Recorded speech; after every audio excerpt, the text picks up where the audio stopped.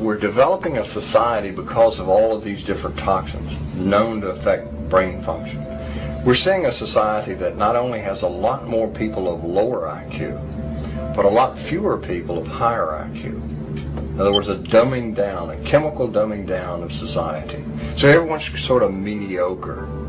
That leaves them dependent on government because they can't excel. We have these people of lower IQ who are totally dependent. Then we have this mass of people who are going to believe anything they're told because they can't really think clearly. And very few people of very high IQ who have good cognitive function who can figure this all out. And that's what they want. So, you can kind of piece it together as to why they are so insistent in spending so many hundreds of millions of dollars of propaganda money to dumb down society.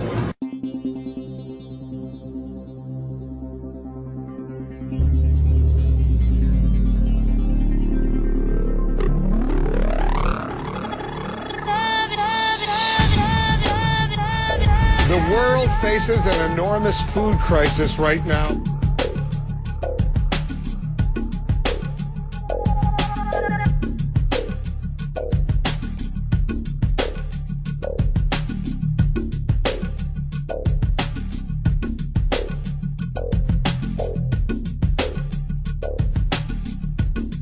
He who controls food controls the world. Mankind is facing a massive threat. But it is not the threat of global warming or the threat of terrorism. It comes in the form of an insidious set of food standards known as Codex Alimentarius. This legislation brings with it the control of all food and effectively criminalizes nutrition. This is the most pressing plan of the elite, and it is a plan that is already well underway. Indeed, many of these standards have already been adopted throughout the world. Through Codex, the elite have managed to either phase out or take control of all vitamin and nutrient companies. They've introduced deadly toxins into people's diets and purposely created nutrient-deficient foods through the control and genetic manipulation of world seed stocks, and they have already reclassified many nutrients as toxins. As one example of this, in February 2009, under Codex guidelines, the government of Thailand passed legislation forbidding the cultivation of a number of useful and medicinal herbs, including turmeric, chili and ginger, by reclassifying these plants as hazardous substances. The global implementation of Codex Alimentarius becomes effective between December 2009 and February 2010. This will effectively condemn select sections of the global population to death through the forced consumption of toxic and nutrient-deficient foods. Depopulation is high on the globalist agenda. It is happening right now, right before your eyes. They are doing it in the Middle East with wars and starvation, and in Western countries with food toxins, water toxins and aerial spraying. The underground seed vaults being constructed around the world are not to protect the world's seeds from any coming catastrophe. They are to protect the genetically pure and wholesome seed stock of the elite, in order to provide them with clean, nutrient-rich food for years to come, and to keep the supply out of the hands of the people, who will be fed nutrient-devoid, genetically modified foods designed to kill them, but slowly, so that people don't notice it being done. If we allow Codex Alimentarius to be implemented worldwide, it is expected that in the first 3 years, 3 billion people will die from preventable diseases and malnutrition alone. Please understand that this is a plan to depopulate at least 80% of the world, and that most likely includes you. And no, this is not a joke, and it is not some wild conspiracy theory. It is the absolute truth. And this matter seriously needs to be addressed. All the information regarding this is available in the public domain. Though of course, you are not hearing it being reported by the mainstream media due to the simple fact that the money cartels who are implementing the plan own the mainstream media. There are an enormous amount of people who have been trying to warn you about this, but the people are kept distracted by any and every means conceivable to distract them.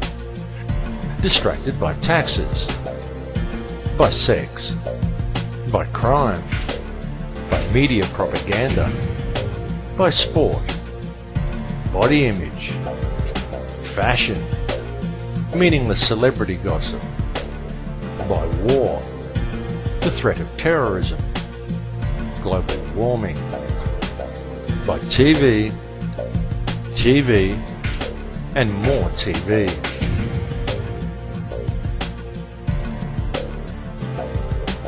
Bringing this information to the public is the most important and challenging task humanity has ever been faced with. This time, what is at stake is our global survival, and it is a situation that we cannot allow to be ignored. Here's what we can do to change the world right now to a better ride. Take all that money we spend on weapons and defense each year and instead spend it feeding, clothing, and educating the poor of the world, which it would many times over, not one human being excluded, and we can explore space together, both inner and outer, forever in peace.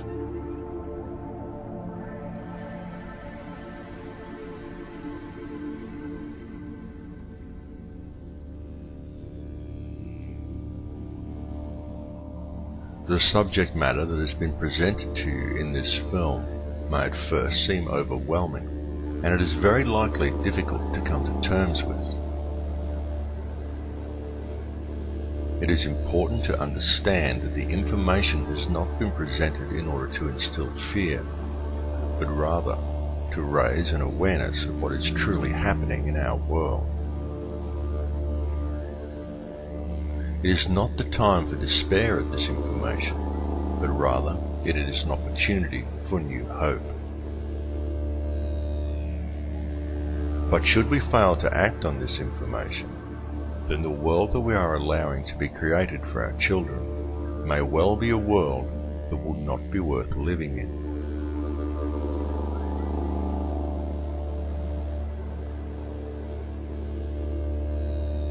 The reality is that this world does not have to be this way at all. It does not have to be heading in the direction it is heading.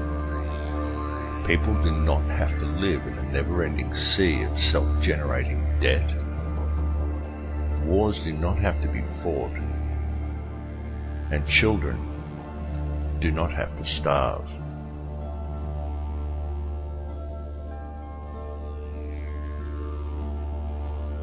This has been unfolding for many, many years, but the people are kept distracted by design, so, for the most part, they haven't yet noticed.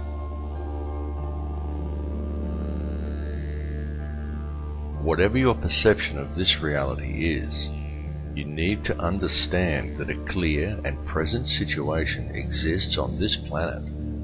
It is happening right now, and it requires your urgent attention.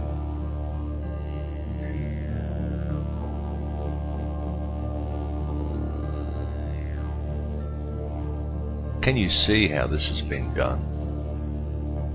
Can you see the reality that we have been collectively taught as whole societies to ignore everything around us and to focus our attentions on the collecting of as much money as possible from either working for or profiting from another human being, and then to use it to buy as many baubles and trinkets as we can in order to gain more status in our society. And we have been convinced by television that such pursuits are actually the meaning of life.